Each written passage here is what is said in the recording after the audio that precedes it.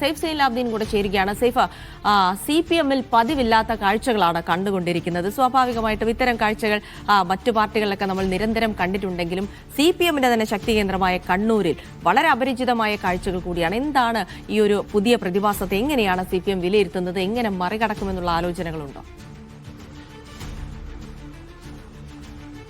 ജിൽസി ഇപ്പോൾ പറഞ്ഞ കാര്യമാണ് പൊതുവെ ഈ രാഷ്ട്രീയ നിരീക്ഷകരും രാഷ്ട്രീയ വിദ്യാർത്ഥികളും എല്ലാം ഉറ്റുനോക്കുന്നത്. ഈ CPM-ൽ പതിവില്ലാത്ത കാഴ്ചയാണിത്. ജിൽസി പറഞ്ഞത് സത്യമാണ്. കാരണം ഒരു തെരഞ്ഞെടുപ്പ് സമയത്തും CPM-നുള്ളിൽ ഇങ്ങനെയുള്ള വിഭാഗീയ പ്രവർത്തനങ്ങളോ ഇങ്ങനെ സ്ഥാനാർത്ഥികൾ കളം മാറിപ്പോകുന്നതോ ഒന്നും ഉണ്ടായിട്ടില്ല.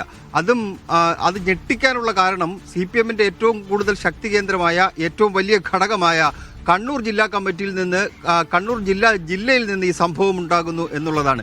പലതരത്തിലുള്ള എതിർപ്പ് പല ജില്ലകളിൽ നിന്ന് ഇതിനോടകം തന്നെ ഈ തെരഞ്ഞെടുപ്പ് സമയത്ത് ഉയർന്നു വന്നിട്ടുണ്ട്. ഇപ്പോൾ ഐഷാപ്പൂറ്റി ആദ്യം, പിന്നീട് PK ശശി, അതിനുശേഷം സുരേഷ് പാർട്ടി അംഗമല്ല എങ്കിൽ പോലും VS-ന്റെ ഏറ്റവും അടുത്ത അനുയായിയായിരുന്നു. അങ്ങനെ നോക്കുകയാണെന്നുണ്ടെങ്കിൽ കണ്ണൂർ ജില്ലയിൽ ഉണ്ടായ പൊട്ടിത്തെറി അത് ചെറിയ സംഭവമായി കാണില്ല. ഇതിന് തുടക്കമുണ്ടാകുന്നത് പയ്യന്നൂരിൽ മധുസൂദനുമായി ബന്ധപ്പെട്ട അദ്ദേഹത്തിന്റെ ഫണ്ട് വരവ്, രക്തസാക്ഷി ഫണ്ട് തട്ടിപ്പ് തുടങ്ങിയ ആരോപണങ്ങൾ കുഞ്ഞികൃഷ്ണൻ ഉന്നയിച്ചതിന് പിന്നാലെയാണ് കണ്ണൂർ ജില്ലയിൽ ആദ്യ പൊട്ടിത്തെറി ഉണ്ടാകുന്നത്. അവിടെ കുഞ്ഞികൃഷ്ണൻ മത്സരിക്കാൻ വേണ്ടി തീരുമാനമെടുക്കുന്നു. പക്ഷേ ഇത് അപ്രതീക്ഷിതമായിരുന്നു എന്നുള്ളതാണ് വസ്തുത.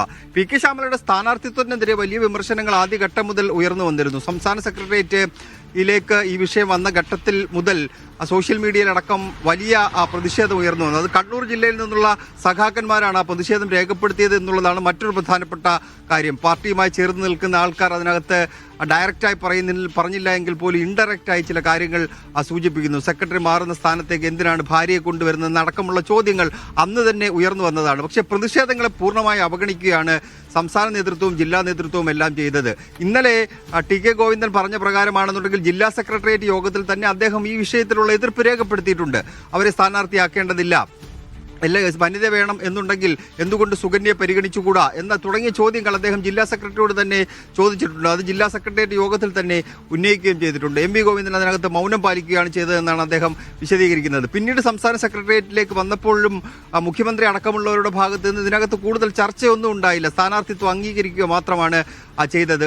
PK ശ്യാമള പ്രചരണം ആരംഭിക്കുകയും ചെയ്തു. പക്ഷേ അവിടെ ആ പൊട്ടിത്തെറി ഇങ്ങനെ ജില്ലാ നേതൃത്വമോ സംസ്ഥാന നേതൃത്വമോ അറിയാതാണ് ഇങ്ങനൊരു പൊട്ടിത്തെറി ഇപ്പോൾ ഉണ്ടായിരിക്കുന്നത്. അതിന് പാർട്ടിക്കുള്ളിലെ ആരെങ്ങളുടെയും സഹായം അല്ലെങ്കിൽ മൗനാനുവാദം അതിനകത്തുണ്ടോ എന്ന് സംസ്ഥാന നേതൃത്വത്തിന് സംശയമുണ്ട്. അത് ഒരുപക്ഷെ അത് തെരഞ്ഞെടുപ്പിന് ശേഷമായിരിക്കും അതിനെക്കുറിച്ചുള്ള കൂടുതൽ പരിശോധനകൾ ഉണ്ടാകുന്നത്. എന്തായാലും അങ്ങനെ ഒരു സംശയം സംസ്ഥാന നേതൃത്വത്തിനുണ്ട്. കണ്ണൂർ ജില്ലയിൽ നിന്നുള്ള ചില നേതാക്കന്മാരുടെ സഹായം ഇതിനകത്ത് ഉണ്ടായിട്ടുണ്ട് എന്ന് സംശയിക്കുന്നുണ്ട്. എന്തായാലും ഇത് പാർട്ടി നേതൃത്വത്തെ ആകെ ഞെട്ടിച്ചിരിക്കുകയാണ് എന്ന കാര്യത്തിൽ യാതൊരു സംശയവുമില്ല ജിൽസി.